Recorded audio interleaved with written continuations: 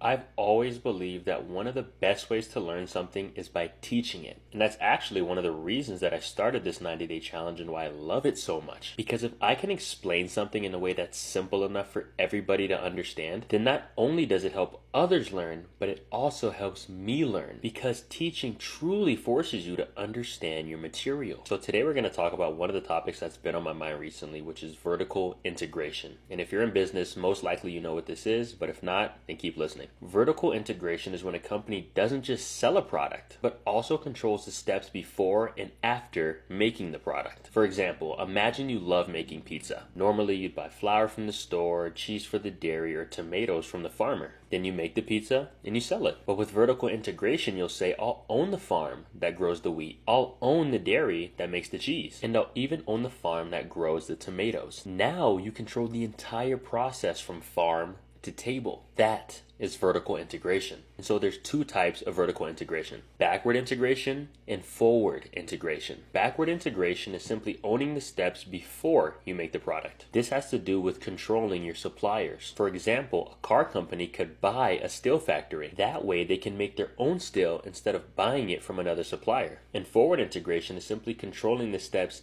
after you make the product. For example, a farmer who normally sells wheat to a bread company decides to open his own bakery and sell bread directly to consumers. And the crazy thing is that we see vertical integration everywhere. Apple designs its own chips, which is backward integration, and sells their products in an Apple store, which is forward integration. Netflix makes their own shows and streams them straight to you, which is backward and forward integration again. And Tesla builds their own batteries and sells their cars directly to their customers. Once again, backward and forward integration. Vertical integration is so important to know because it's about power and control. When Apple makes their own chips, they don't have to worry about outside suppliers that may delay shipping or raise prices on them. This allows Apple to move faster and keep their designs secret. When Amazon owns its own warehouses, trucks, and planes, it can ship faster than competitors who rely on FedEx and UPS. And when Tesla sells cars directly instead of going through a dealership, it keeps more profit and controls the entire customer experience. And so vertical integration matters because it gives companies cost advantages, speed,